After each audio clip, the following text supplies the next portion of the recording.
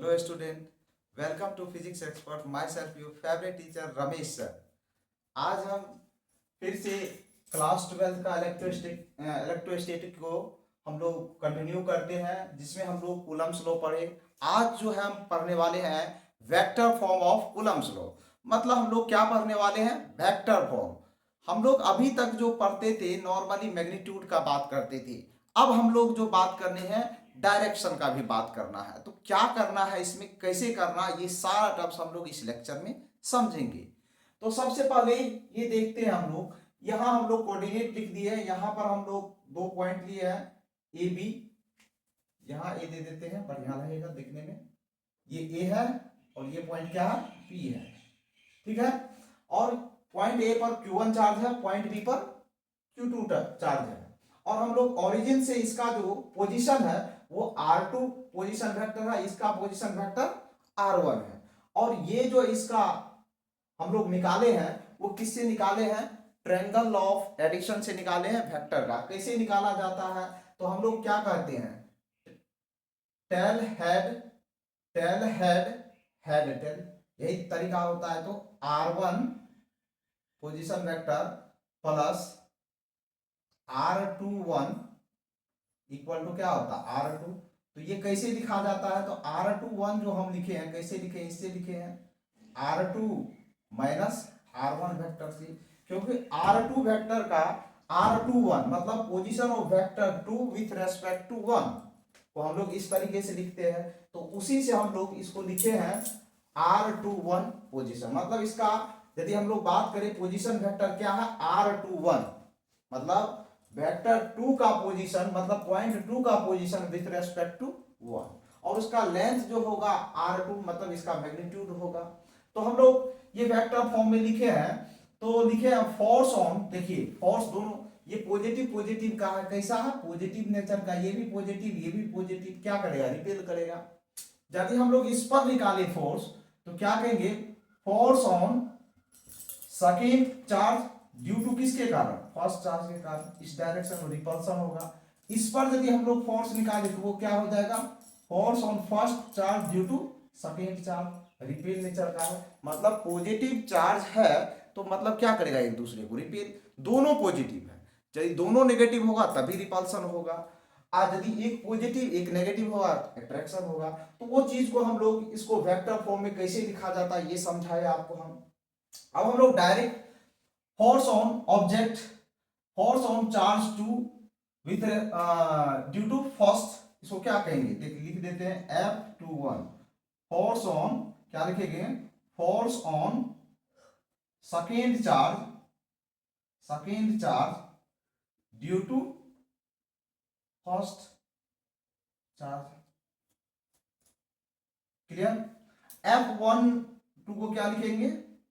1 2 force on, वही चीज लिखेंगे, force on first charge due to second charge, तो हम ये समझ लेते हैं F12 और F21 क्या होता है। तो ये समझे कि मतलब ये F21 लिखे कि क्या इसका मीनिंग क्या है कि charge second charge Q2 charge पर किसके द्वारा? चार्ज Q1 द्वारा कितना फोर्स से वो रिपेल कर रहा है वो हुआ। अब हम लोग इस पर यदि फोर्स करेंगे तो वो क्या होगा? Q1 चार्ज पर Q2 चार्ज के कारण किस फोर्स से रिपेल हो रहा है वो होगा। तो इस तरीके से हम आपको फोर्स का डायरेक्शन भी बता दीजिए।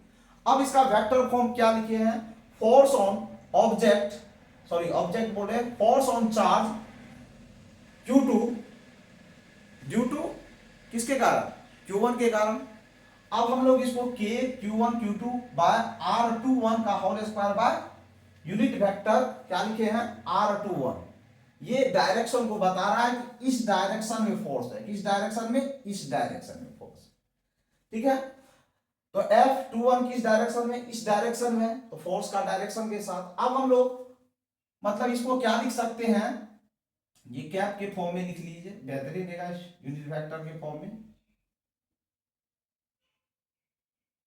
तो position vector of 2 with respect to 1, तो क्या लिख सकते हैं इसको? Position vector of 2 minus position vector of 1। Position vector का ये थ्योरी होता है।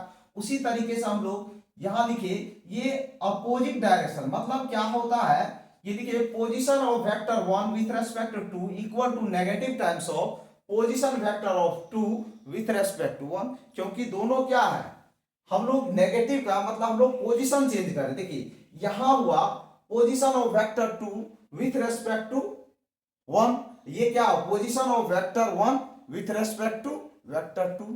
तो इस तरीके से ये लिखा जाता है, दोनों अपोजिट, ये इस डायरेक्शन में होगा, ये इस डायरेक्शन में, इसलिए हम लोग यहाँ नेगेटिव साइन के साथ लिख लिए। मैग्नीट्यूड क्या है, लेंथ सेम है तो मैग्नीट्यूड क्या होगा, सेम होगा। अब हम लोग उसी में लिखे, अब सेकेंड बॉडी पर मतलब सेकेंड फर्स्ट चार्ज पर कितना फोर्स लग रहा है वो लिखे हम लोग, यहाँ देखिए F12 force on first charge due to second charge, इस तरीके से लिखे। अब इसमें हम लोग यदि ये बात पहले लिखे हैं कि 1 2 position vector of 1 with respect to 2 को लिख सकते हैं negative times of position vector of 2 with respect to 1, तो इसको हम लोग यहाँ पुट कर दिए। जैसे पुट किए और इसका सिंप्लीफाई, तो ये किसके बराबर है, देख लीजिए ये किसके बराबर है, इसके बराबर है, तो यहां हम लोग इस चीज का वैल्यू पुट कर दिए। तो ये दोनों फोर्स क्या अपोजिट डायरेक्शन में, इसलिए वेक्टर फॉर्म में क्या है नेगेटिव साइन आ रहा है, बट मैग्नीट्यूड जब हम निकालेंगे, मैग्नीट्यूड जब निकालेंगे वो क्या होगा, सेम होगा। बट यहां यदि डायरेक्शन का बात करें, पॉजिटिव चार्ज है तो दोनों एक दूसरे को रिपेल करेगा, ठीक है, पॉजिटिव चार्ज है तो दोनों एक दूसरे को रिपेल करेगा, और मैग्नीट्यूड सेम रहेगा दोनों पर। जितना मान लीजिए ये फर्स्ट चार्ज पर सेकेंड चार्ज द्वारा 10 न्यूटन फोर्स लगा रहा है, तो सेकेंड चार्ज पर भी फर्स्ट चार्ज द्वारा कितना 10 न्यूटन ही लगेगा, तो मैग्नीट्यूड सेम होता है, बट डायरेक्शन क्या होता है, अपोजिट होता है। और इसी कारण से vector form of Coulomb's law verified the Newton's third law, मतलब ये न्यूटन्स थर्ड लॉ को वेरीफाई करता है, कौन सा, vector form of Coulomb's law. तो इस तरीके से हम लोग वेक्टर फॉर्म पढ़े। अब और एक दो टर्म्स है जो समझना, मान लीजिए एक ये पॉजिटिव चार्ज है Q1, ये Q2 पॉजिटिव चार्ज है, तो इसमें हम लोग क्या देखे कि ये एक दूसरे को इधर F21 लिखेंगे, ये इसको इधर तरह से रिपेल करता है F12, इसका मीनिंग समझते हैं। देखिए ये जानना जरूरी है, ये दोनों पॉजिटिव चार्ज है तो क्या कर रहा है, इस पर दो Q1 द्वारा चार्ज, मतलब सेकेंड चार्ज पर फर्स्ट चार्ज द्वारा जो फोर्स लगाया जा रहा है वो क्या है F21, और F21 को क्या पढ़ते हैं, force on second charge due to first charge. F12 का मतलब क्या है, Q1 चार्ज पर Q2 चार्ज के द्वारा फोर्स जो लग रहा है, तो इसको क्या पढ़ते हैं F12, तो इसको क्या करते हैं, force on first charge due to second charge. तो इस तरीके से हम लोग जब दोनों पॉजिटिव था इस तरीके से पढ़े, दोनों एक दूसरे को क्या कर रहा है, रिपेल कर रहा है। अब यदि मान लीजिए ये Q1 क्या ले लेते हैं नेगेटिव और Q2 क्या लेते हैं पॉजिटिव, ठीक है, तो इस केस में क्या होगा, ये दोनों को अट्रैक्ट करेगा, ये रिपल्सिव फोर्स है, ये अट्रैक्टिव, मतलब Q1 अट्रैक्ट कर रहा है Q2 को किसके फोर्स से, F12 से, और इसी तरीके से ये भी इसको अट्रैक्ट करेगा F21। मैग्नीट्यूड तो सेम होगा बट डायरेक्शन हमेशा क्या होगा, अपोजिट है। देख लीजिए ये इधर लगा रहा है तो ये इधर लगा रहा है, तो अपोजिट नेचर का हो चार्ज या सेम नेचर का हो चार्ज, उसमें तो दोनों में क्या कर रहे हैं, फोर्स का हम वेक्टर फॉर्म कर रहे हैं, दोनों ये एक केस में रिपेल हो रहा है, एक केस में अट्रैक्ट हो रहा है, बट डायरेक्शन तो दोनों का क्या है, दोनों फोर्स का डायरेक्शन जो है वो क्या है, अपोजिट डायरेक्शन, इसलिए ये वेक्टर फॉर्म में नेगेटिव में रहता है। और मैग्नीट्यूड यदि बात करें तो सेम रहेगा। मैग्नीट्यूड का सेम रहने का मीनिंग क्यों है, क्योंकि फोर्स का मैग्नीट्यूड जो है मान 10 न्यूटन 20 न्यूटन है, वो क्या है, सेम है, बट डायरेक्शन एक राइट साइड लग रहा है तो एक लेफ्ट साइड लग रहा है। इस तरीके से हम लोग वेक्टर फॉर्म कूलम्ब्स लॉ का पढ़े और समझे। तो ये वीडियो आप लोग को कैसा लगा, इसके लिए आप अपने दोस्तों के बीच शेयर कीजिए, तभी पता चलेगा आपको कि ये वीडियो कितना महत्वपूर्ण, कितना इंपॉर्टेंट है आपके लिए। ये क्लास 12 का लेक्चर 3 है। इसी तरीके से आपको हम बताएंगे मोस्ट इंपोर्टेंट टर्म्स, हर एक लेक्चर के लास्ट में बताते हैं, वो क्या है, न्यूटन्स मतलब Coulomb's law Newton's third law को वेरीफाई करता है, यही मोस्ट इंपोर्टेंट इस वेक्टर फॉर्म का है। तो वीडियो में बने रहिए और दोस्तों के बीच शेयर कीजिए, ज्यादा से ज्यादा इस चैनल को लाइक और सब्सक्राइब कीजिए। Thank you.